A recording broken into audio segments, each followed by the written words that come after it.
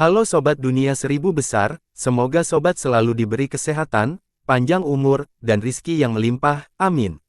Sebelum masuk ke alur ceritanya, jangan lupa dukung channel ini ya dengan klik subscribe, like, komen, dan share, terima kasih. Mari kita lanjutkan perjalanan. Li Qiye membunuh seorang murid dari Tanah Suci kami adalah kejahatan yang bisa dihukum mati. Siang harinya, para pelaku akan diadili. Murid kita yang mati akan dibalaskan. Hari ini, Central Scientist membuat pengumuman tak terduga lainnya. Kerumunan belum tahu bertahan apa yang sedang terjadi. Belum lama berlalu sejak pesan sebelumnya. Orang suci itu menangkap murid-murid dari Mount Sword dan akan membunuh mereka melalui pembakaran. Seseorang mengetahui ceritanya dan menyebar dengan cepat ke seluruh kota. Bakar, ya, dia sangat kejam dan mendominasi, bertindak begitu cepat setelah baru saja tiba. Seorang ahli berkomentar setelah mendengar berita tersebut. Bakar berarti membakar seseorang sampai mati, tetapi tidak dengan api biasa. Nyala api yang digunakan di sini adalah sejenis nyala api samadhi. Prosesnya juga tidak cepat. Api samadhi ini akan membakar seseorang sedikit demi sedikit, menembus ke dalam tulang dan sumsum. Pengalaman yang menyiksa ini menimbulkan rasa sakit. Para korban akan mengharapkan kematian sambil berteriak hingga saat-saat terakhirnya. Singkatnya, hukuman ini kejam dan menyakitkan. Kerumunan bergidik melihat efisiensi dan kebrutalan orang suci itu. Mereka mendapat gambaran yang lebih baik tentang karakter dan metodenya. Mount Sword seharusnya tidak menentang Central Sacred Ground. Orang suci itu tidak akan menunjukkan belas kasihan, tidak akan lama lagi mereka akan berubah menjadi abu. Seorang tetua dari sekte lama tekad kepalanya. Akankah leluhur itu membalas? Saya tidak sabar untuk menontonnya. Beberapa orang merasa senang melihat leluhur Mount Sword datang ke istana Central Sacred Ground. Bagaimanapun juga, kekuatan nenek moyang sangat jelas, sedangkan Saintes juga memiliki karakter yang tangguh. Konflik antara keduanya tentu akan menghasilkan pertarungan yang sengit. Leluhur ini mungkin cukup berani untuk masuk ke sana, tapi menurutku dia tidak akan pergi hidup-hidup. Orang suci itu jelas sudah siap dengan leluhur yang melindunginya. Seorang pakar berkomentar, seluruh hukuman bakar dimaksudkan untuk memancing leluhur di sana. Jika dia mengambil setengah langkah ke dalam istana itu, orang suci itu akan mengulitinya hidup-hidup. Mereka tidak akan membiarkan seseorang yang mengintip otoritas sekte mereka berkeliaran tanpa terjawab. Nenek moyang lainnya menambahkan, semua orang telah melihat kekuatan Li Qiye tetapi tidak terlalu memaksakan. Sisi lain memiliki keunggulan jumlah dengan latar belakang yang tidak terduga. Orang suci itu jelas siap untuk membunuh leluhur ini dan menjatuhkan Mount Sword setelah tindakannya baru-baru ini. Nenek pembelajaran itu sedang bergerak. Berita ini keluar ketika banyak orang berharap Li Qiye tidak pergi menyelamatkan murid-muridnya. Banyak petani keluar ke jalan untuk menyaksikan penyerangan tersebut. Mereka ingin melihat kekuatan dan kartu sebagai Central Sacred Ground. Tentu saja, mereka tidak optimis terhadap peluang Li Qiye. Wei Zheng mendorong kursi roda dengan Jia Hui di sebelahnya. Li Qiye sepertinya tertidur, terlihat cukup tenang. Ini bukanlah aura seorang jenderal yang akan mengintimidasi. Para penonton menahan nafas, menunggu untuk terkesan dengan pertarungan yang akan datang. Tidak butuh waktu lama sebelum ketiganya berhasil sampai ke istana Central Sacred Ground. Warnanya hitam karena bentuk logamnya dan memancarkan afinitas yang padat. Seluruh tempat itu dijaga ketat dan tampak cukup tangguh. Orang-orang akan merasakan tekanan ketika berdiri di depan. Seolah-olah ada tentara yang menunggu di sana. Pilihan bijaknya adalah pergi dan berjalan jauh. Divisi gerbang besi ada di sini.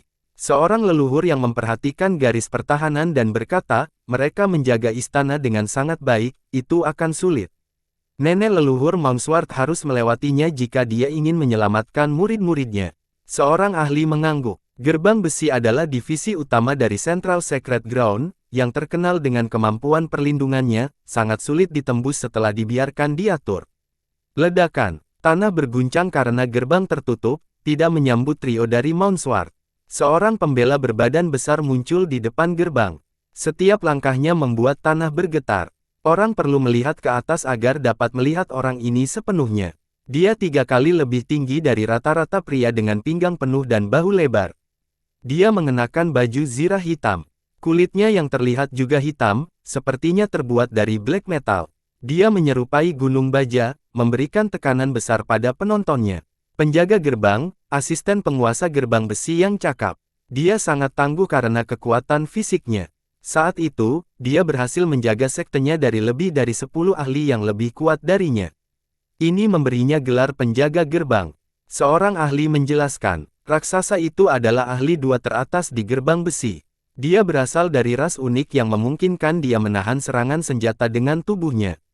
Sebutkan namamu. Dia mengeluarkan teriakan yang memekakkan telinga.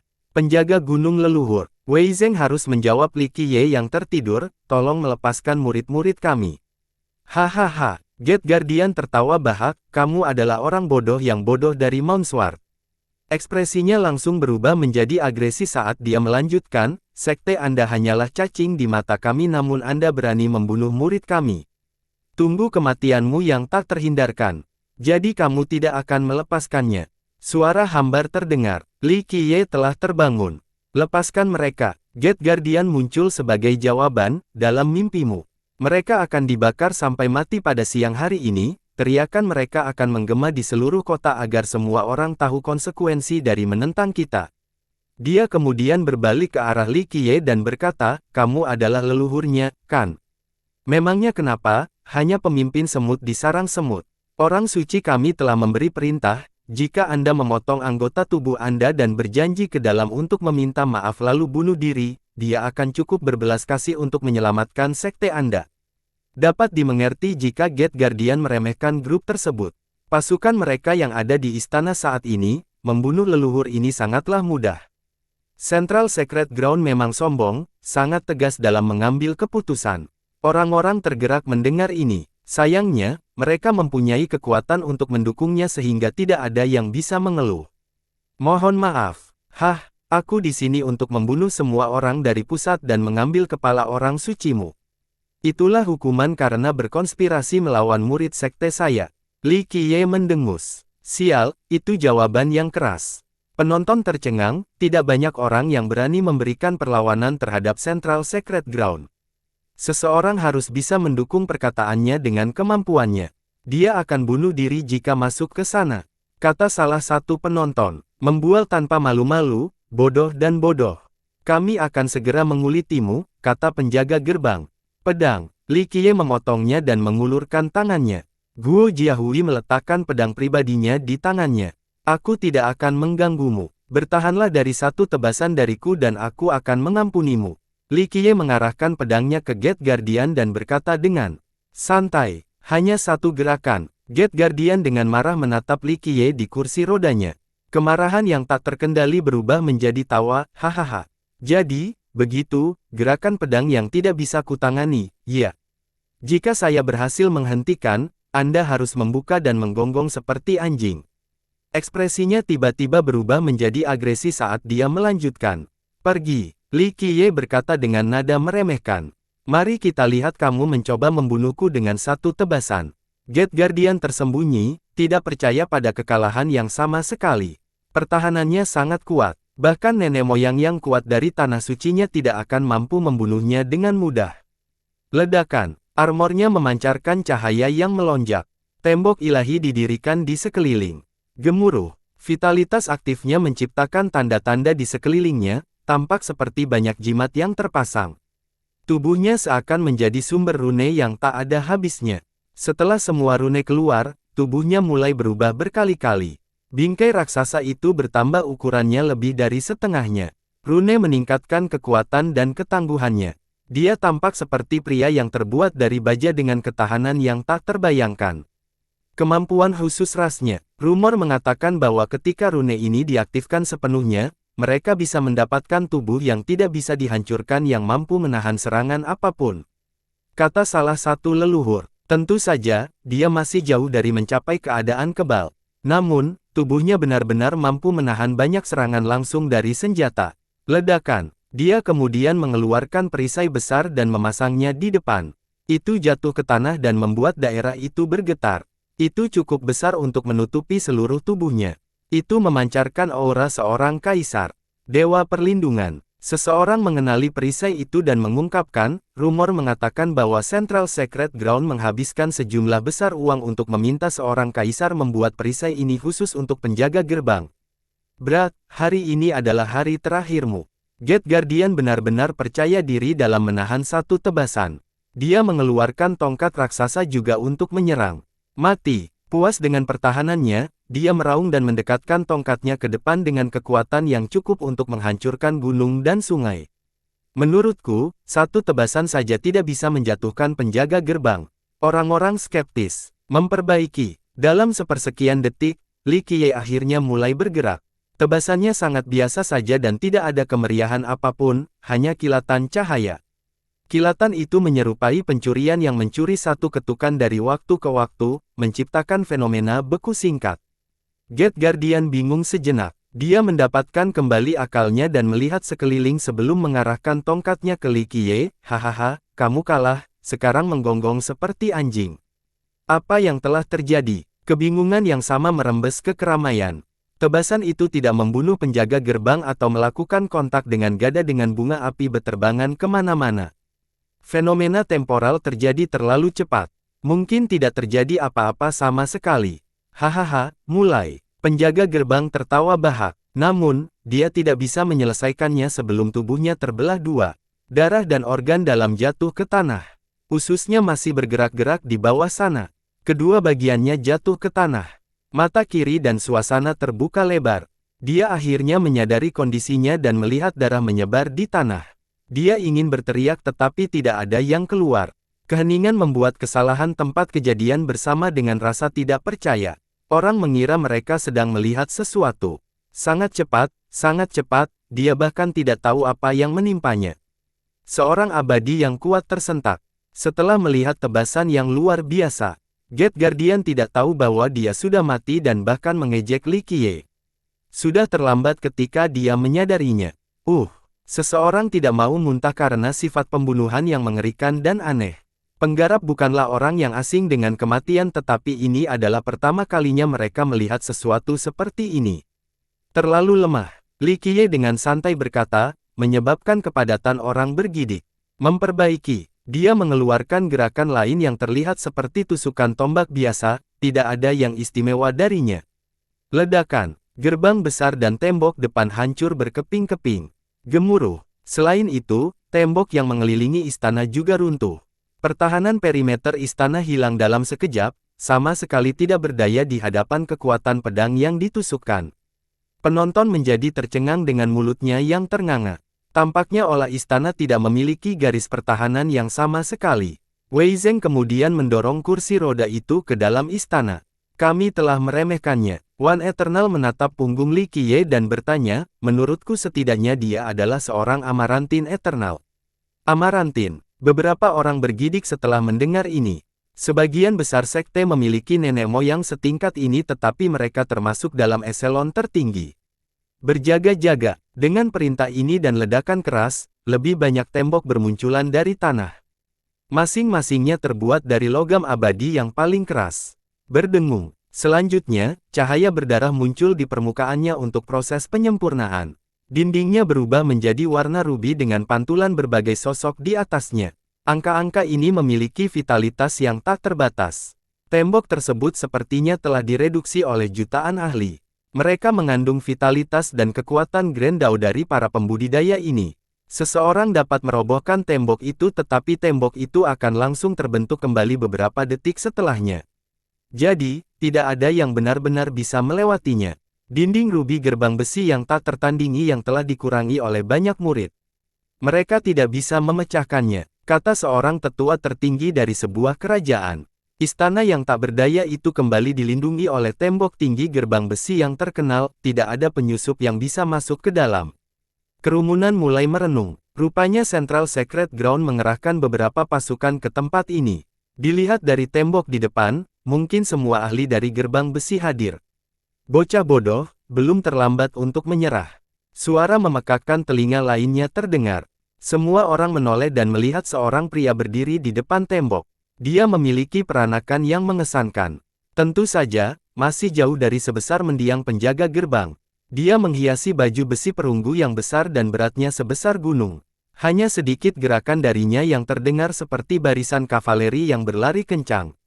Aegis yang tidak dapat ditembus, Jiang Junhao. Banyak yang mengenali pria lapis baja ini. Dia cukup terkenal sebagai penguasa gerbang besi. Kekuatan dan kemampuan bertahannya terkenal.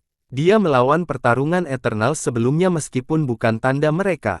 Meski begitu, dia bertahan beberapa ratus gerakan sebelum kalah. Itu adalah prestasi pertempuran yang patut dibanggakan. Menyerah.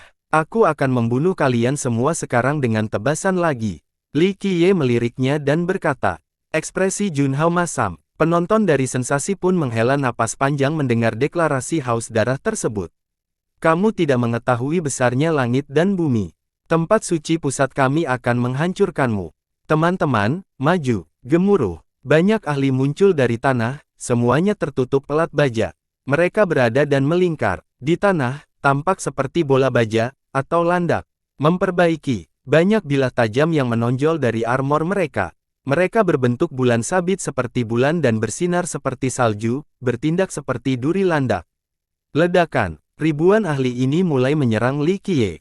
Beberapa melompat ke langit dan membangun lebih banyak momentum. Bola, yang menggelinding ini datang dari mana-mana.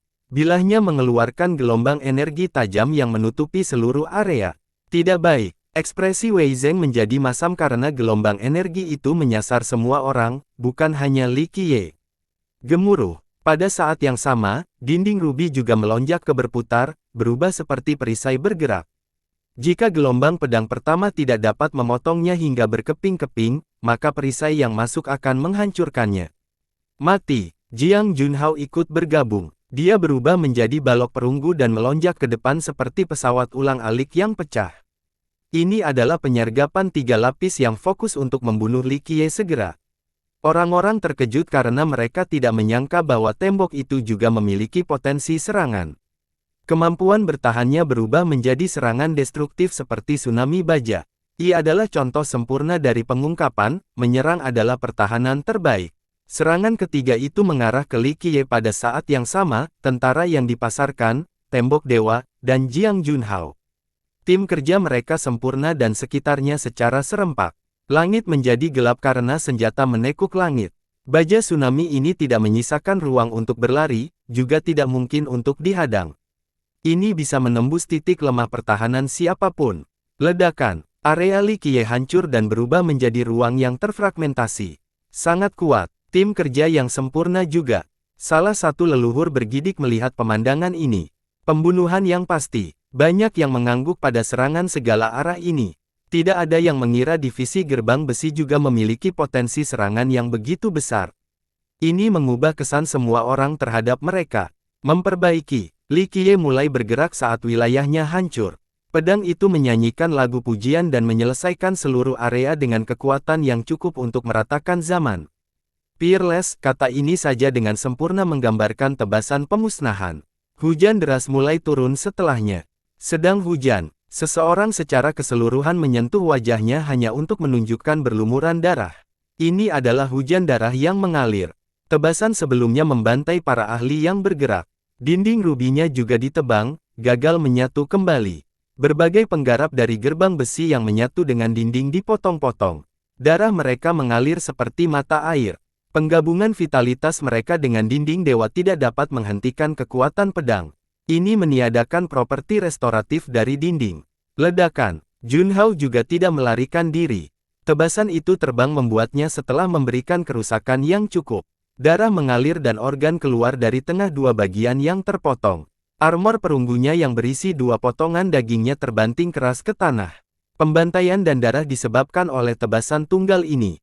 Bau kematian yang kental meresap di udara dan membuat orang lain merasa seolah-olah ada sesuatu yang tersangkut di tenggorokan mereka, perasaan yang cukup memuakkan. Aku tidak percaya, teriak seseorang. Satu tebasan membunuh pasukan. Seorang ascender menjadi pucat. Kerumunan orang menyadari bahwa Li Qiye tidak hanya sesumbar tadi. Satu tebasannya memiliki kekuatan yang cukup untuk membantai segalanya.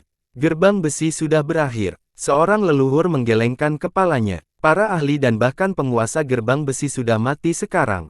Dari nenek moyang mana yang kuat ini akan keluar? Semua orang menjadi terintimidasi. Dia menyebut dirinya paling ganas.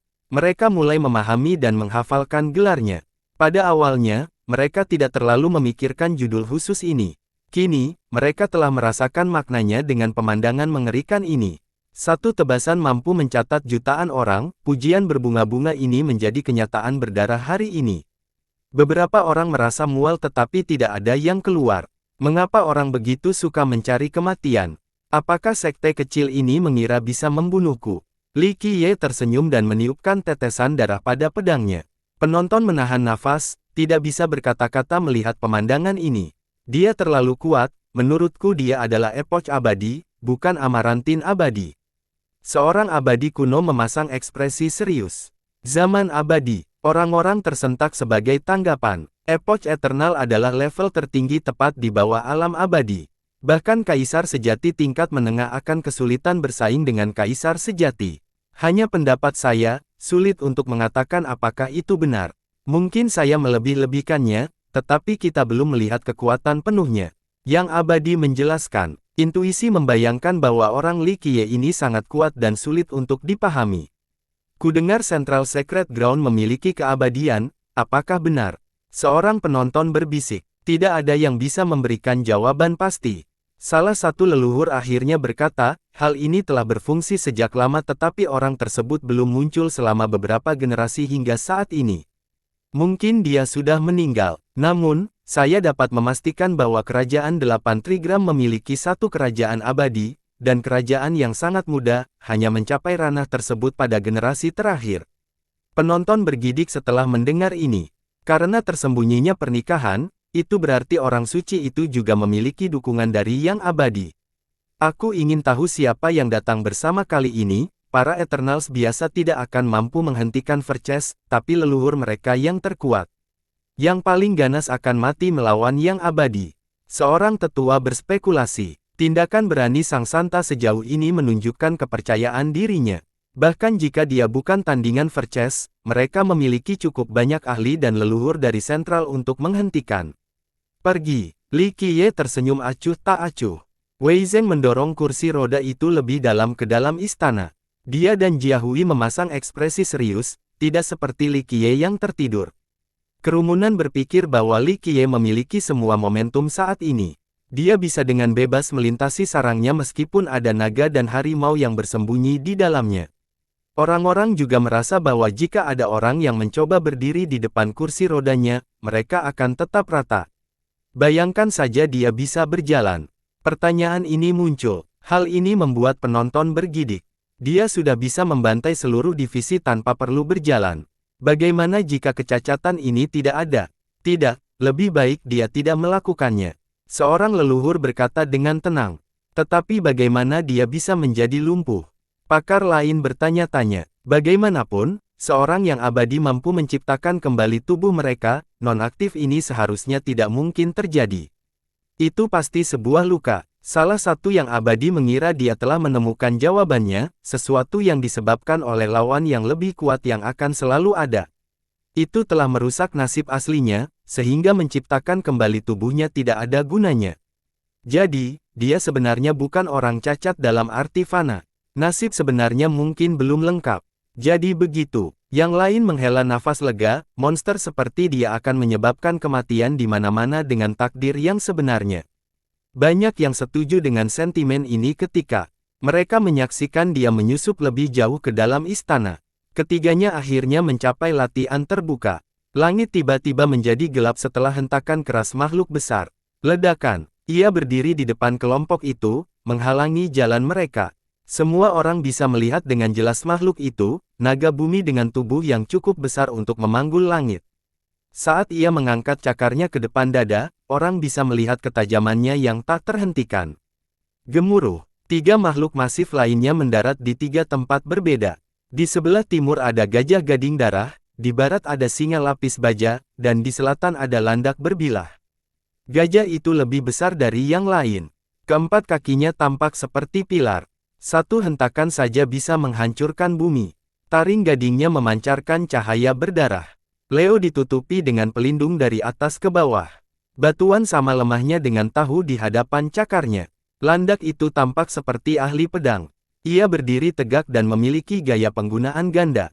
Apakah mereka, penonton belum pernah melihat binatang ini sebelumnya? Gemuruh. Semakin banyak binatang yang keluar, mengakibatkan gempa bumi.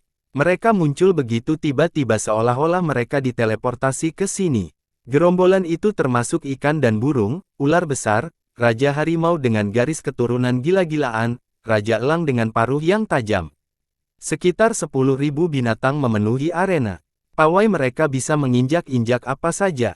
Dari mana asalnya? Banyak yang merasakan kaki mereka gemetar setelah merasakan aura binatang. Apakah kita kembali ke dunia primal? Kata penonton ketakutan lainnya. Hanya abu yang tersisa dari mereka yang membunuh murid kita. Bayangan raksasa muncul dari atas. Semua orang memperhatikan Raja Elang raksasa dengan mata mer dan cakar tajam. Suara itu berasal dari burung itu sendiri. Tuan binatang buas pembohong. Seorang ahli berteriak. Jadi tuan ini adalah iblis elang. Beberapa orang saling bertukar pandang setelah melihat ini. Jangan meremehkan dia. Dia dapat mengendalikan binatang buas ini dan memiliki akses ke formasi binatang 4 bentuk yang luar biasa. Kekuatannya sendiri tidak terlalu dahsyat tapi dia mengendalikan pasukan monster ini dan menghancurkan sebuah kerajaan sebelumnya. Seorang ahli strategi berkata dengan ekspresi serius. Wild Beast adalah salah satu divisi terkuat di Central Secret Ground. Kawanan binatang buas yang kacau, jika diperintahkan, dapat mengobrak-abrik apapun dalam waktu singkat. Mereka sangat takut untuk menghadapinya dan telah memberikan banyak kontribusi berjasa bagi sekte tersebut. Siapa yang mengira kalau orang suci itu akan membawa mereka ke sini hari ini? Dia ingin Verces menyia-nyiakan vitalitas dan kekuatan. Seorang ahli langsung mengetahui rencana orang suci itu setelah melihat blokade. Mereka akan melemparkan mayat ke dalamnya. Seseorang mendongak dan melihat gelombang binatang buas yang tiada habisnya. Butuh waktu yang sangat lama untuk membuka jalan melalui semuanya. Aku ingin tahu berapa lama Verces bisa bertahan. Seorang yang abadi bertanya-tanya. Menurutnya, perpecahan ini tidak akan mampu menghentikan. Meski begitu, tsunami awal ini masih bisa menghabiskan banyak energinya sementara orang suci itu menunggu waktunya menunggu musuh yang kelelahan. Tunggu saja sampai kamu melihat kartu mereka. Formasi binatang 4 bentuk, sangat sulit untuk melarikan diri. Seorang leluhur menambahkan, kalian semua mendekati kematian. Li Qiye membuka matanya sekilas. Binatang buasku akan mencapaimu hingga hancur. Raja Elang di atas berteriak sebagai tanggapan terhadap penghinaan Li Qiye. Ayo, semakin meriah. Li Qiye tetap apatis terhadap lawan-lawannya. Oh, Raja Elang menjadi marah dan meniup. Terompet, ledakan. Semua binatang bergerak pada saat yang bersamaan. Yang pertama adalah gempa besar yang menyebabkan gempa tanpa henti. Seluruh kota terkena dampaknya. Badak berlari dengan kecepatan penuh, menggunakan tanduknya seperti pedang. Seseorang bahkan bisa mendengar nyanyian pedang. Banyak sinar tajam ditembakkan ke arah Li Qiye, ingin memotongnya menjadi 8 bagian. Banteng iblis datang berikutnya dengan awan berapi yang mengelilingi kuku mereka. Tanah di bawah mereka akan terbakar karena suhu tinggi. Mereka maju dengan kecepatan luar biasa dan tanduk ganda mereka juga bertindak sebagai pedang bulan sabit melawan Li Qiye. Pekikan, burung api bersiap dari atas. Mereka mengisi api yang sebenarnya tanpa henti, ingin menenggelamkannya. Pada saat yang sama, landak besar menggoyangkan tubuh mereka sedikit dan menembakkan hujan duri tajam ke arah Li Qiye. Gemuruh. Selanjutnya, tentakel raksasa keluar dari tanah mulut dengan besar di ujung yang mencoba menyedot Li Qiye lebih dekat, ingin membungkusnya. Di perbincangan ada banyak ular melingkar seukuran gunung. Mereka mengumpulkan racun yang membunuh tumbuhan di kelestarian. Gemuruh. Binatang buas ini menyerang dengan cara yang menakutkan pada saat yang bersamaan. Medan perang berubah menjadi neraka. Tanahnya hancur, tanah meleleh menjadi lahar. Area spasial di atas terkoyak dan berubah menjadi badai yang dahsyat. Mereka datang dari segala arah, udara, darat, dan bahkan bawah tanah. Siapapun akan terbunuh dalam sekejap mata. Penonton yang lebih lemah menjadi pucat dan gemetar ketakutan, memikirkan akhir yang tenggelam jika mereka berada di tempat Li Qiye. Mereka bahkan mungkin tidak punya kesempatan untuk berteriak. Angka bukan berarti apa-apa, tetap saja semut. Li Qiye dengan santai memutar pedangnya. Memperbaiki, pedang energi melingkar dengan cepat berkembang dengan dia di tengahnya. Itu tampak seperti matahari dan memancarkan gambar pedang yang tak terbatas. Jutaan pedang mulai menyapu area tersebut. Oh, jeritan menggemuruh di seluruh area, cukup keras untuk menerbangkan awan. Engah, pilar-pilar darah menyembur ke atas dengan luar biasa, hampir seperti lautan yang terbalik. Cairan merah kemudian mengalir deras dan mulai menumpuk di tanah, cukup tinggi untuk menutupi mayat binatang yang lebih kecil. Tebasan yang mengecewakan anggota gerbang besi tadi hanya mengakibatkan gerimis, tidak seperti hujan lebat kali ini. Gerombolan itu hancur, apakah itu ular gunung, tikus lapis baja, burung ringan secepat kilat, atau semut beracun seukuran jari.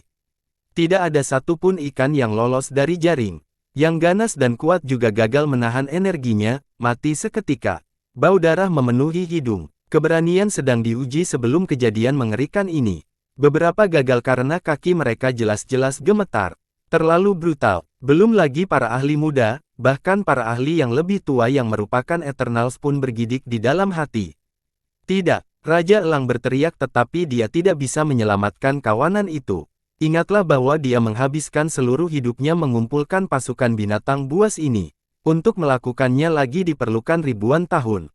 Bajingan, aku akan menghabisimu. Dia meraung marah dengan mata memerah. Ledakan, sinar merah meledak di sekelilingnya, memunculkan kubah langit dengan warna yang sama. Dia berubah menjadi elang darah. Kepakan sayapnya mengakibatkan gelombang darah. Di saat yang sama, 4 monster utama di tanah juga mengaktifkan skill mereka dan mulai bersinar. Berdengung, kelima binatang itu mengirimkan rune yang tercetak di tanah. Arai mulai bergerak dan terhubung satu sama lain membentuk formasi besar. Ledakan, formasi yang telah selesai menggantikan dunia dengan dunia lain. Daerah Li Qiye berubah menjadi hutan belantara purba dengan hutan lebat. Mereka sepertinya telah dipindahkan ke usia tertua. Ledakan. Seekor binatang suci mendarat dari atas dan langsung mengeluarkan aura megahnya. Ia memiliki kepala singa, tubuh naga, 4 anggota badan gajah, dan 2 lengan memegang pedang panjang. Kedua pedang itu telah berubah, memperoleh cahaya suci dalam prosesnya. Apalagi binatang itu juga memiliki sepasang sayap yang berwarna merah seperti darah. Bulunya berkilauan, seperti diukir dari batu rubi. Kekejian ini melepaskan wilayah yang menindas. Sebuah lingkaran cahaya muncul di atas kepalanya, tanpa cacat dan murni. Orang-orang yang tiba-tiba merasakan keinginan untuk sujud, tidak berani berpikiran tidak sopan. Itu adalah binatang dewa, seseorang yang datang. Tidak, itu adalah formasi 4 bentuk dari Raja Elang. Salah satu leluhur pernah melihatnya sebelumnya dan menjelaskan, perpaduan mereka dapat memanggil jiwa binatang dewa dan memungkinkan mereka menggunakan kekuatan yang besar.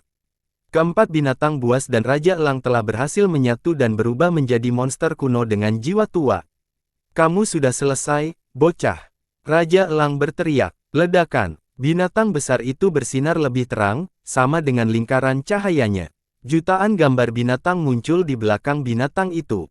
Masing-masing adalah raja tersendiri dan memiliki aura agung.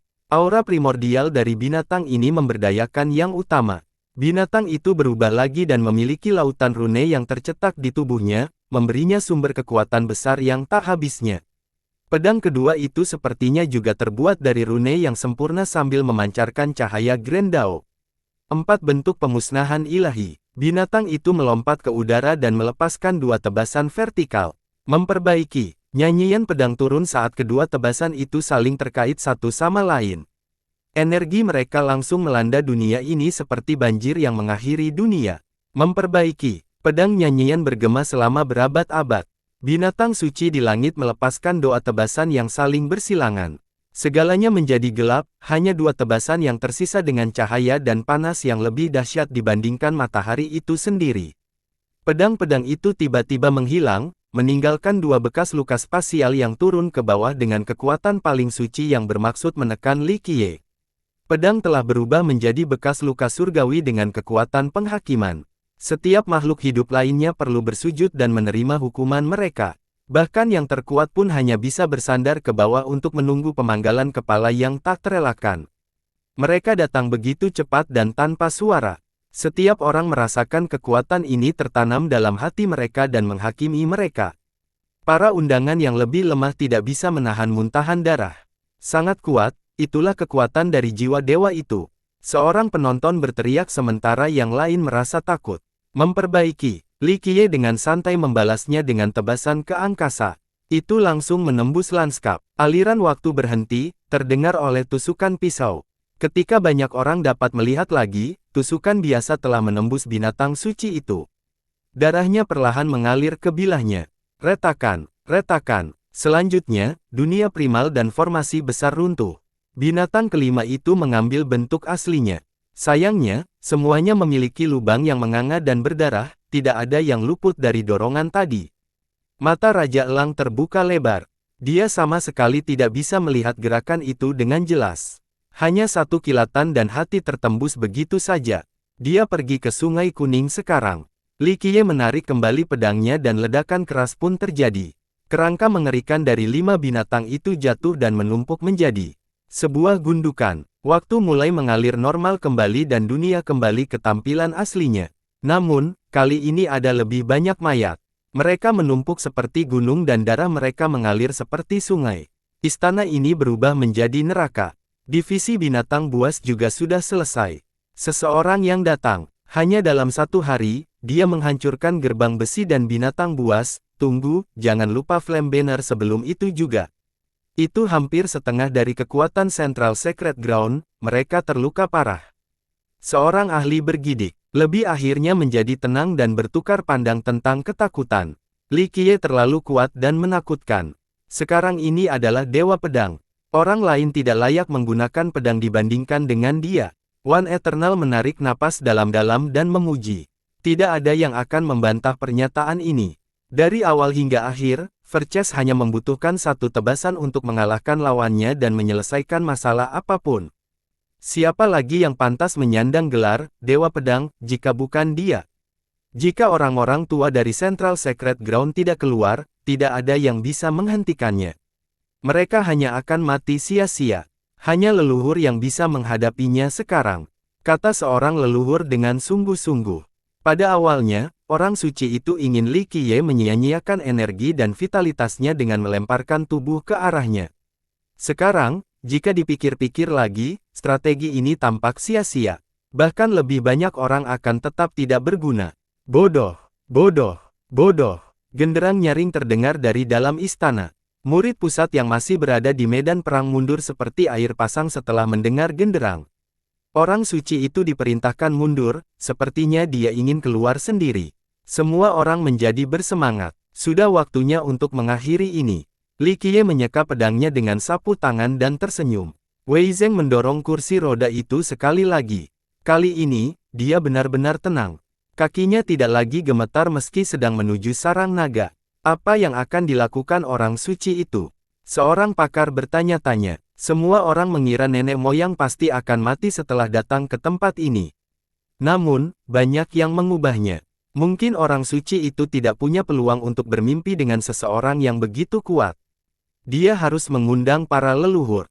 One Eternal berkata, saya tahu bahwa mereka masih memiliki beberapa yang kuat, mulai dari level Aramantin hingga Epoch.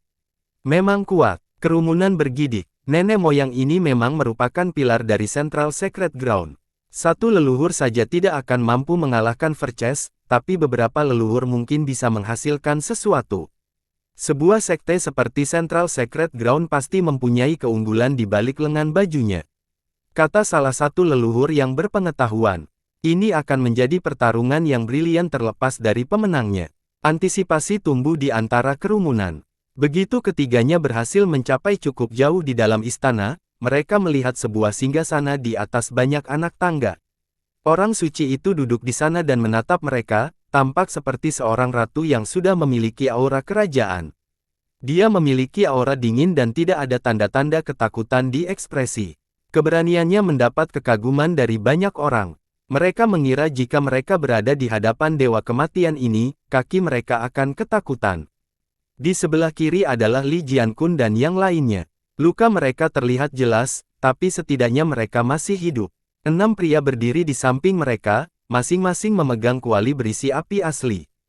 Hanya satu perintah darinya dan mereka akan menyiramkan api ke kelompok itu, langsung mengubah mereka menjadi abu. Aku masih meremehkanmu. Orang suci itu menatap lurus ke arahnya, nadanya penuh haus darah. Kamu tidak akan menjadi yang pertama. Bagaimana kamu ingin mati? Li Qiye tersenyum dan berkata, belum terlambat untuk menyerah sekarang atau aku akan membakarnya sampai habis. Mata orang suci itu menjadi dingin. Dia melirik ke 6 pria itu. Hanya anggukan darinya dan itu akan menjadi akhir bagi kelompok Jian Kun. Brengsek, darah mengalir seperti mata air. Saat dia menyampaikan ancamannya, Li Qiye mengunci enkripsi dan ke-6 pria itu kehilangan akal. Membosankan sekali, mencoba mengancamku dengan permainan anak-anak ini. Li Qiye merasa bosan. Mengaktifkan, seorang abadi tiba-tiba menyergap kelompok itu. Dia muncul dan menyampaikan api aslinya kepada kelompok tersebut, ingin menyelesaikan eksekusi. Brengsek, nyala api tidak dapat menjangkau mereka sebelum dia kehilangan kepalanya. Bam, mayatnya yang tanpa kepala jatuh ke tanah. Seorang yang abadi dibunuh oleh satu tebasan. Dia sebenarnya menjaga-jaga namun itu masih belum cukup. Ayo main game. Saya akan membiarkan gadis kecil ini memasak juga. Jika kamu bisa melukai atau membakar ketujuh dari mereka, aku akan menyelamatkan nyawamu. Jika Anda tidak dapat melakukan apapun sebelum dia menyelamatkan mereka, mohon maaf karena ini akan menjadi akhir jalan Anda. Lihat, itu membuat kematian yang membosankan ini menjadi lebih menarik. Li Qiye menyediakan sambil duduk di kursi rodanya. Semua orang menahan nafas, menunggu jawaban dari orang suci itu. Orang suci itu mengoceh dan membuka mulutnya, siap menjawab. Lakukan. Sebuah suara dingin menerima taruhan itu sebagai gantinya. Itu sangat halus dan tidak dapat ditentukan, tidak ada yang tahu dari mana atau siapa asalnya. Nenek-nenek moyang yang luar biasa dari Central Sacred Ground telah tiba. Seorang abadi dengan cermat mengukurnya tetapi masih belum dapat mengetahui posisi leluhur ini. Para Eternals yang hadir segera menyadari bahwa pembicaranya lebih kuat dari mereka. Satu hal yang pasti, leluhur ini berada di posisi teratas di Central Sacred Ground. Yah, itu pasti. Orang suci itu menarik napas dalam-dalam dan berkata, bagus, aku orang yang menepati kata-kataku. Menangkan dan aku akan membiarkanmu meninggalkan tempat ini. Li Qiye tersenyum sebelum berbalik ke arah Guo Jiahui, nak. Pergilah, tidak perlu terburu-buru dan calon mereka. Jiahui mengangguk dan percaya penuh pada Li Qiye. Dia siap menyerahkan hidupnya kapan saja. Mulai, Li Qiye meletakkan pedangnya di atas lututnya dan menutup matanya. Jiahui kemudian berbalik ke arah teman-temannya dan mengangguk pada mereka, memberi tahu mereka bahwa dia akan datang. Dia melangkah maju tanpa berlari karena Li Qiye menyuruhnya untuk tidak berlari. Suara mendesing, suara mendesing. Suara mendesing. Detik berikutnya, ledakan perak meledak di langit. Sinar bintang yang tak terhitung banyaknya muncul dan turun dengan cara yang mempesona, tidak menyisakan satu titik pun di tanah. Sinar-sinar ini sangat dahsyat dan cepat, mampu mengubah tanah menjadi saringan. Mereka langsung terbang menuju Guo Jiahui dan 6 lainnya. Hanya satu sinar saja sudah lebih dari cukup untuk membunuh mereka semua. Brengsek. Sebuah gerakan pedang menembus galaksi dan memanggil semua cahaya bintang yang turun dengan cepat. Itu kemudian menghancurkan mereka menjadi ketiadaan. Selanjutnya, energi tebasan berkumpul lagi dan melesat ke angkasa. Seluruh gerakan pedangnya sempurna dan mulus, mulai dari jangkauan yang luar biasa sebelum berkumpul di satu titik untuk berubah menjadi bintang jatuh ini. Darah mengucur di titik sasarannya seperti bunga indah yang mekar di langit. Ledakan. Seseorang jatuh dan terbanting ke tanah, seorang pria berpakaian perak, juga dengan sepasang sarung tangan perak. Dahinya terkena bintang jatuh tadi dengan darah mengalir keluar. Pria itu sudah mati ketika dia menyentuh tanah. Mentiansing, tempat suci pusat pelindung agung. Seorang ahli berteriak, kemampuan ofensifnya adalah yang terbaik di seluruh sistem. Biasanya, dia bisa mengalami situasi buruk yang tidak menguntungkan. Sayangnya, hari ini bukanlah harinya. Sementara itu, Jiahui tidak mempengaruhi selama seluruh pertukaran. Bunuh dia. Para murid di istana sebelah kiri dan kanan akhirnya bergerak. Aura mereka meledak saat mereka melepaskan gelombang energi ke arah Li Qiye dengan pedang dan pedang mereka. Senjata dan harta karun unik terbang langsung ke Li Qiye, termasuk pagoda, lonceng, lempengan besi. Serangan mereka menghasilkan cahaya terang dan tekanan destruktif di mana-mana. Senjata-senjata itu terbang dengan kacau di udara, tidak ada yang bisa menjadi pemimpin atau ekor dari pertempuran ini. Memperbaiki. Pedang nyanyian lainnya dibunyikan. Li Qiye menggunakan pedangnya lagi, melepaskan tebasan horizontal. Cahaya terang itu langsung menghilang, digantikan oleh pemandangan berwarna merah, muncrat darah ke atas seperti pilar sebelum berhamburan ke bawah seperti kelopak bunga. Selama gelombang serangan ofensif, 3 sosok hantu mendekati kelompok Jiahui. Mereka sangat cepat. Senjata di tangan mereka berkilat, siap memenggal leher kelompok itu. Li Qiye sedikit belati. Momentum tebasan sebelumnya tidak berhenti dan malah semakin deras. Kilatan belati menjangkau seluruh area. 3 kepala lagi terlempar ke langit. Para pejuang yang diam-diam gagal membunuh kelompok tersebut. Jadi ternyata para murid itu hanya mengalihkan perhatian Li Qiye dengan serangan kacau agar pembunuh ketiga ini bisa mendekati kelompok tersebut dan memberikan pukulan yang fatal. Sayangnya, permainan kecil ini tidak bisa mengelabui Li Qiye sehingga strategi mereka gagal. Mereka adalah 3 pelindung emas. Seorang bangsawan dari sebuah kerajaan mengenali ketiga sosok yang membunuh tersebut. Para pelindung ini selalu bersembunyi di balik bayang-bayang dan membunuh banyak tokoh. Pertarungan ini tidak berjalan sebaik sebelumnya bagi mereka. Berdengung. Tahap selanjutnya dimulai dengan area spasial yang dipelintir secara aneh. Itu mulai meleleh karena suhu tinggi, tidak butuh waktu lama sebelum orang ketujuh mati akibat serangan berikutnya. Jadi, master sejati dari sentral sudah mulai. Seorang yang abadi bergidik, menyadari potensi gerakan ini. Akibatnya, pakaian Jiahui dan yang lainnya mulai terbakar. Sedikit mampu, Li Qiye tersenyum dan menusukkan pisau dengan kecepatan tinggi lagi.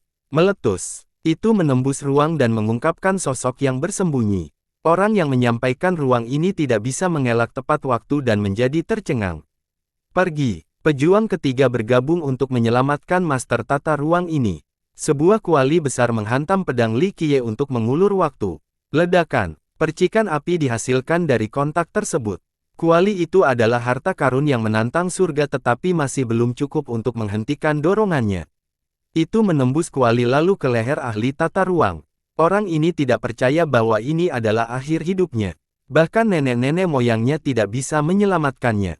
Leluhur Voidmeld, itu adalah Amarantin abadi. Seorang yang abadi tersentak setelah melihat leluhur yang telah meninggal. Bahkan mereka yang belum pernah melihatnya sebelumnya pernah mendengar gelar ini milik leluhur yang sangat bergengsi di sistem iblis abadi.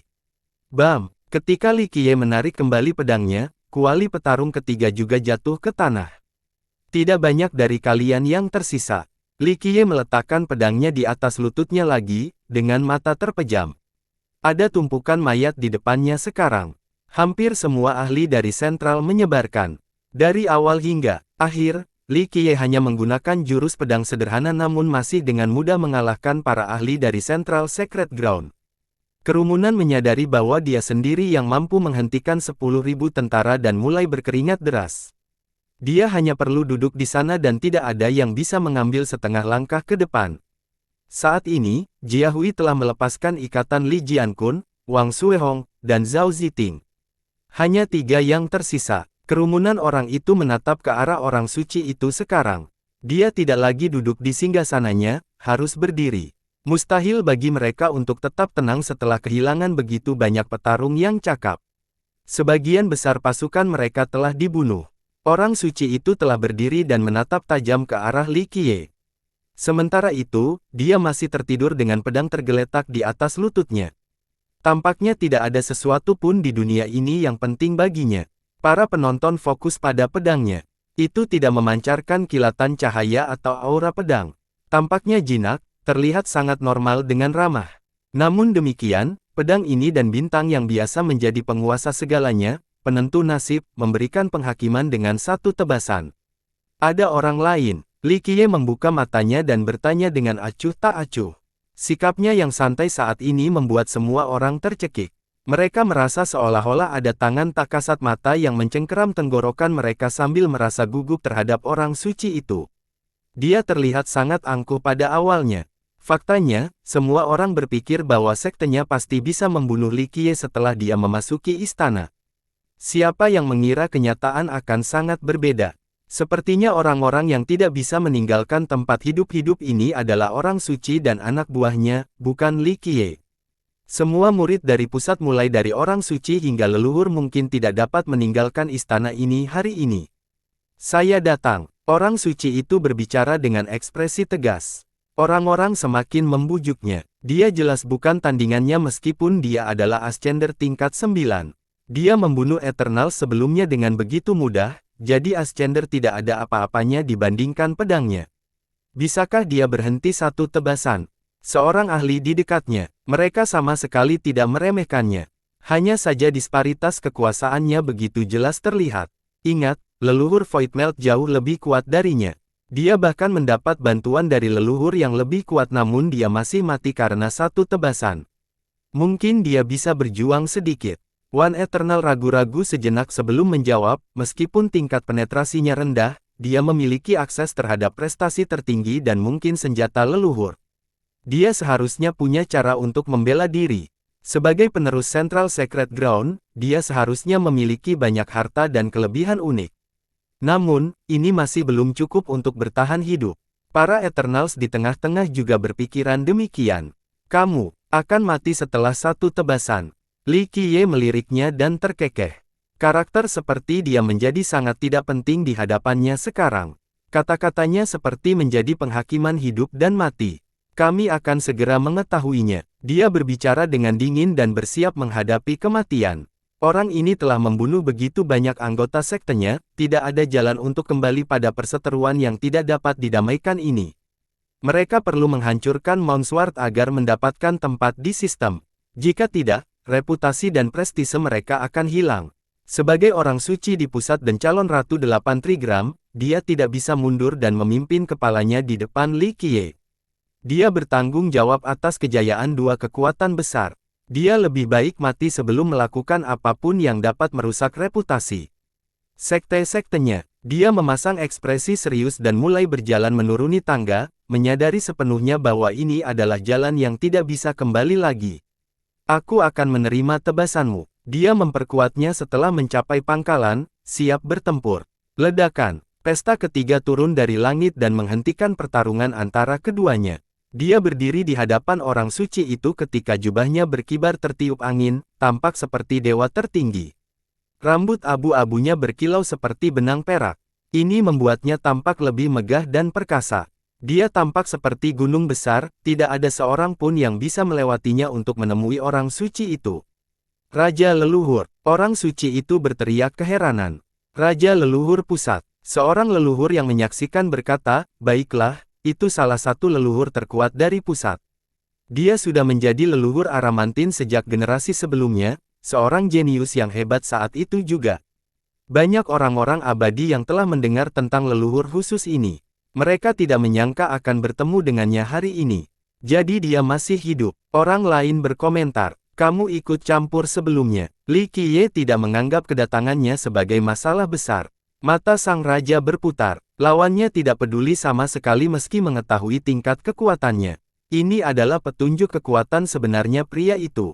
Dia menyadari bahwa sekte mereka telah memukul lempengan besi. Ribuan murid mati sia-sia hari ini. Dia tidak bisa mundur dan perlu meminta jawaban dari Li Qiye. Sejak kapan Mount Sword memiliki leluhur sepertimu? Matanya menjadi cemerlang, seolah kembali ke sungai waktu untuk memahami Li Qiye. Sayangnya, terlepas dari asal-usul Dao di matanya, dia tidak bisa melihat satupun petunjuk tentang identitas Li Qiye. Dia memutar otak dan tidak bisa menghubungkan Li Qiye dengan leluhur terkenal dari Mount Sword. Mount Sword telah menghasilkan banyak leluhur yang kuat sebelumnya, tetapi orang ini tidak mirip dengan mereka. Dunia ini penuh kejutan, itu bukan masalah besar. Li Qiye tersenyum. Baiklah, aku akan menerima tebasanmu. Raja mengambil keputusan. Ledakan. Kedua belas istananya melesat ke langit dan berubah menjadi Grand Dao yang sederhana namun murni. Ini berada pada tingkat pencarian sementara. Dia sepertinya berdiri di sungai waktu dan bisa mencapai era apapun yang dia inginkan. Amarantin Eternal memang sangat kuat. Para Eternals lainnya iri menjadi setelah dia mengaktifkan kekuatannya. Kamu tidak cukup untuk menghentikan pedangku. Li Qiye tersenyum. Raja berada di bawah tekanan besar. Dia tiba-tiba menyadari bahwa dia tidak punya kesempatan untuk menghentikan Li Qiye. Raja leluhur, aku pergi dulu. Kata orang suci itu dengan nada berat. Tidak nak, kamu bukan tandingannya. Itu sia-sia. Raja menyembunyikannya, menyadari niatnya. Raja leluhur, saya sadar, tapi ini adalah tanggung jawab dan tugas saya. Saya cukup beruntung menerima cinta dari leluhur dan dukungan dari teman-teman saya. Saya yang seharusnya menangani masalah ini secara langsung. Orang suci itu berdiri di belakangnya dan berbicara dengan tekad. Dia berhenti sejenak sebelum melanjutkan, saya tidak bisa mempermalukan nama kami meskipun itu berarti kematian. Saya lebih baik mati di sini daripada menjalani kehidupan pinjaman. Itulah peran seorang suci, selalu menjaga prestise dan kehormatan sekte. Banyak yang mengangguk setuju dan menghormati kata-katanya. Terlepas dari karakter aslinya, aspek dirinya ini patut dikagumi. Dia tidak lari dari masalah dan memilih menghadapi musuh demi memenuhi syarat. Baik sekali, Raja dengan lembut menghela nafas dan juga memasang ekspresi serius, "Nak, kamu adalah kebanggaan sekte kami, teladan bagi sekte lainnya. Anda telah memenuhi status Anda sebagai orang suci kami." Raja mundur dan mulai bersiap untuk pertarungan yang akan datang. Orang suci itu berdiri di hadapan Li Qiye dan berkata, "Aku akan menerima tebasanmu meskipun itu berarti kematian." Agak menarik, Li Qiye memandangnya dan berkata, "Saya tahu Anda ingin mengulur waktu untuk leluhur Anda, tapi itu tidak masalah. Bagaimanapun dia akan mati." Li Qiye berbicara seolah-olah orang suci dan leluhurnya sudah mati. "Namun, aku menikmati keberanianmu." Li Qiye melanjutkan, "Saya akan memberi Anda kesempatan untuk menyerang terlebih dahulu sementara saya hanya duduk di sini. Jika kamu bisa menyakitiku, maka aku akan mengampunimu." Kerumunan tidak percaya. Tantangan seperti ini agak terlalu ceroboh. Bahkan yang terkuat pun tidak akan berani mengklaim dirinya tidak bisa dihancurkan. Lagi pula, orang suci itu memiliki senjata leluhur. Kemungkinan untuk mengambil seseorang tanpa terluka sangatlah rendah. "Apakah kamu yakin?" Dia menatap dengan intens. "Yakinlah, saya adalah orang yang menepati kata-kata saya. Mampu menyakitiku akan menunjukkan kemampuanmu. Jangan sia-siakan kesempatan ini untuk menjadi satu-satunya yang bisa meninggalkan tempat ini hidup-hidup." Li Qiye mendengus. Jadi begitu. Dia menarik napas dalam-dalam dan fokus dengan mata terbuka lebar. Dia melanjutkan temperamennya yang percaya diri dan angkuh, masih menjadi orang suci yang tak tersentuh dan calon ratu. Awal, Li Qiye tersenyum dan menutup matanya lagi. Dia benar-benar hanya duduk di sana, memberikan serangan bebas kepada orang suci itu. "Izin kalau begitu." Orang suci itu menangkupkannya sampai ke sana, meninggalkan semua balas dendam pribadi. Menghadapi monster kuat seperti Li Qiye layak mendapat perhatian dan rasa hormat penuh darinya. Namun, lawannya sepertinya sedang tidur di kursi rodanya sekarang. Berdengung, dia memanggil tali panjang sebagai senjata pilihannya. Rupanya itu adalah urat yang diambil dari naga yang dikombinasikan dengan berbagai logam. Itu memancarkan cahaya metalik terang bersama dengan aura drakonik. Seolah-olah seekor naga sejati dengan sisik emas melingkari lengannya. Senjata itu memiliki kehadiran yang bebas dan tidak terkendali. "Larat abadi." Seorang abadi berkata, "Itu ditinggalkan oleh nenek moyang, salah satu harta karun terkuat di tengah. Saya tidak percaya mereka memberikannya." Harta karun leluhur. Seorang leluhur lain memuji tali di tangannya, jadi rumor yang beredar bahwa dia memilikinya memang benar. Menurut legenda, nenek moyang ini memasak dari urat naga dan logam. Terlalu sulit untuk diputuskan, tidak ada yang bisa melarikan diri setelah ditahan. Seorang ahli yang menyadari dampaknya terguncang. Tidak hanya itu, tapi dia juga menciptakan teknik sempurna yang disebut Immortal Containment. Jika digunakan dengan tali, tidak ada yang bisa melarikan diri. Kata yang abadi dengan ekspresi serius. "Ya, ini menantang surga. Korbannya akan kehilangan seluruh kekuatan, bahkan seseorang dengan pukulan yang hebat. Mereka tidak akan bisa melakukan teknik apapun dan menjadi tidak berdaya sama sekali."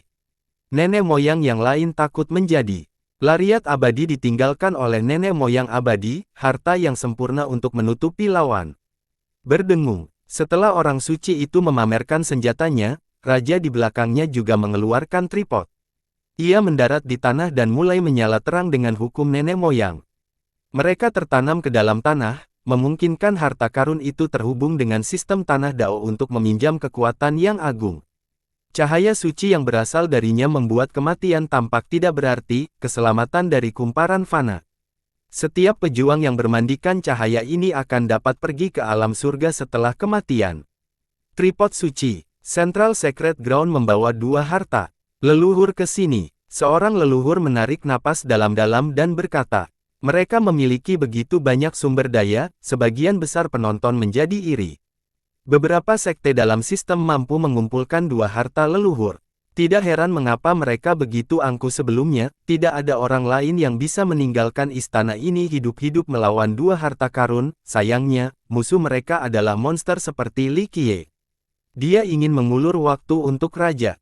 Semua orang langsung memahami niatnya. Dia ingin membuang nyawanya agar raja punya waktu untuk mempersiapkan serangan kekuatan penuh. Saya mulai, kata orang suci itu dengan sungguh-sungguh. Aku sudah menunggu. Li Qiye mempertahankan postur yang sama.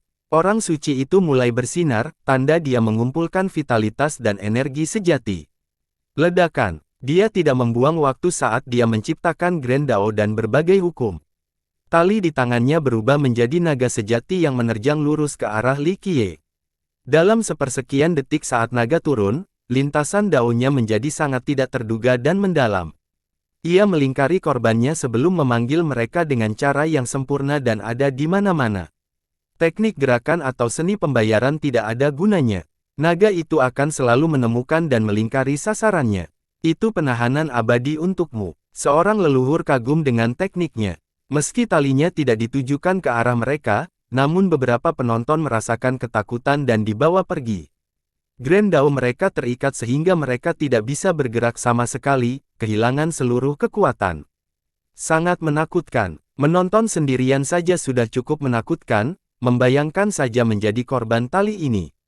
Mereka tidak akan berdaya sama sekali, seperti ikan di talenan. Yang cukup mengherankan, dia membuang-buang waktunya untuk menampilkan seni sempurna ini karena Li Qiye tidak bergerak sama sekali.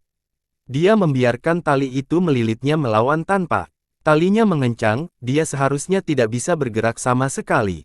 Orang suci itu menghela nafas lega sambil berpikir bahwa dia terlalu khawatir tentang tekniknya sehingga tidak mampu menangkapnya jika dia menghindar. Namun, Li Qiye tidak berusaha menghindar sehingga dia tidak perlu menggunakan Immortal Containment sama sekali. Melemparkan tali padanya saja sudah cukup. Tali itu melilit Li Qiye dengan erat, membuat teknik melarikan diri menjadi tidak berguna. Itu adalah langkah cerdas dari orang suci. Seorang ahli menjadi bersemangat setelah melihat ini. Memang, mereka yang khawatir sebelumnya mengacungkan jempolnya. Bahkan dengan harta leluhur, kemungkinan melukainya masih kecil. Ditambah lagi, hal itu tidak akan menghasilkan apapun dalam skema besar. Oleh karena itu, dia memanfaatkan kesempatan ini dan melumpuhkannya dengan tali. Nenek-nenek moyang dari Mount Sword terlalu ceroboh. Dia mungkin tidak mengharapkan hasil ini. Nenek moyang lain menambahkan secara emosional. Immortal Lariat dan Immortal Containment adalah hal yang ditinggalkan oleh nenek moyang yang hebat. Gabungan keduanya bahkan lebih mengesankan. Mungkin mustahil untuk keluar kecuali dia telah melatih penahanan abadi juga. Kata seorang abadi, mengencangkan, perintah orang suci itu. Tali itu menusuk jauh ke dalam kulitnya, sepertinya ingin membelahnya. Cukup kuat. Li Qiye sedikit meringis, ciptaan kakek tua ini sungguh tidak main-main, pada akhirnya akan memotong tulang-tulangku. Kesuksesan. Semua orang merasa bahwa Li Qiye tidak akan bisa melarikan diri. Yang paling ganas ini terlalu ceroboh. Langkah yang salah ini mungkin akan membuatnya kehilangan segalanya dan menjadi tawanan sentral. Sayang sekali, dia juga memiliki semua momentumnya. Seorang pria besar menggelengkan kepalanya sambil mengasihani Li Qiye. Inilah kehancuran yang membanggakan. Dia pantas mendapatkannya karena begitu ceroboh. Yang lain mencibir. Orang suci itu merasa jauh lebih baik melihat tali itu menggali lebih dalam. Rupanya melawan efektif master ini. Dia tidak perlu khawatir sebelum itu, harta leluhur sangat kuat di luar imajinasinya. Ledakan. Sementara itu, tripod suci di belakangnya terus memancarkan cahaya tanpa batas. Kekudusan ini segera melonjak ke langit, menghasilkan spasial berbentuk gerbang, menampakkan kerajaan tertinggi. Penduduknya banyak dan tidak ada satupun yang biasa-biasa saja. Mereka tampak seperti dewa dengan keilahian dan kemurniannya sendiri. Aura agung mereka dapat memperhalus seluruh dunia. Lampu mereka mulai menyinari istana. Istana itu dipenuhi mayat dan darah. Namun, cahaya dari atas mulai menceritakan kotoran dan keburukan di sini. Keajaiban terjadi selanjutnya, tumpukan mayat pun ikut menyala. Sosok samar muncul dari mayat-mayat itu. Mereka tampak seperti pasukan yang tewas dalam pertempuran, seperti selamat dari kutukan. Mereka mulai melayang ke langit dan akhirnya mencapai kerajaan suci, menjadi bagian dari rakyatnya. Apa yang sedang terjadi? Beberapa orang menganggap pemandangan aneh dan ajaib ini menyeramkan. Itu adalah sebuah persimpangan. Dewa sejati tua menjelaskan, tripod ini adalah harta karun super yang dimaksudkan untuk memindahkan hantu ke sisi lain. Itu telah menyelamatkan miliaran hantu dan menyempurnakannya menjadi bagian dari tripod, memperkuat kekuatan. Ketika diturunkan ke sentral, itu menjadi senjata yang sangat ampuh juga. Menggunakan kekuatan kerajaan itu dapat memperkuat kekuatan penggunanya dalam sekejap mata. Ekspresinya menjadi tegas setelah menyatakan ini. Di masa lalu, leluhur abadi telah melintasi beberapa hantu yang sangat kuat. Hal ini membuat tripod ini sangat mengesankan. Jika Raja Leluhur Pusat menguasai kekuatan ini, kemampuan pribadinya akan mencapai tingkat berikutnya. Mungkin dia bahkan berada di level Epoch Eternal. Sepertinya rajamu sudah siap, giliranku sekarang. Suara Li Qiye menyela pendapat orang-orang yang sedang merenung. Ditambah lagi, Guo Jiahui telah menyelamatkan semua orang pada saat ini. Kamu, orang suci itu bergidik setelah mendengar ini. Sebagai Ascender tingkat 9, meremehkan bahwa bahaya akan datang. Li Qiye yang terikat benar-benar meraih pedang yang bertumpu pada lututnya. Mustahil, satu dewa sejati memohon. Bagaimana ini bisa terjadi? Orang suci yang terperanjat itu tidak dapat mempercayai matanya sendiri. Dia telah mencobanya sebelumnya pada leluhurnya. Tak satu pun dari mereka bisa bergerak setelah ditangkap oleh tali. Tapi sekarang, Li Qiye sama sekali tidak terpengaruh meskipun tali itu menggigit kulitnya. Ambil tebasan ini. Dia dengan santai melepaskan tebasan vertikal ke arah orang suci itu. Orang suci yang ketakutan itu mundur dengan gerakan tercepatnya sambil mengaktifkan berbagai seni perlindungan. Ledakan. Naga sejati muncul dan melingkari dia untuk menghentikan tebasan yang datang. Dia juga tidak berhenti di situ. Pelat baja tebal menutupi tubuhnya, perisai besar dan kuno diblokir di depan. Kombinasi tersebut menghilangkan semua celah. Namun, tebasan itu memenggal kepala naga dan menghancurkan perisainya. Kengerian dari tebasan ini membuat wajah Saintes menjadi pucat pasi.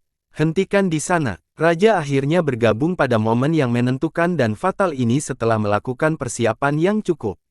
Cahaya suci menutupi orang suci itu dan menjelma menjadi tembok suci yang membentang jutaan mil dan sepanjang zaman. Semuanya mengalami stagnasi, para penonton merasakan detak jantung mereka kencang. Mata lebar mereka terbuka untuk menangkap perubahan setiap menit dalam pemandangan ini. Retakan, dinding di dekatnya, retak sebelum benar-benar runtuh. Mereka bisa melihat luka kecil di dahi dengan darah mengalir. Ledakan, tubuhnya terbelah menjadi dua bagian sebelum mereka sempat bereaksi. Darah dan organ terciprat ke tanah. Bersambung.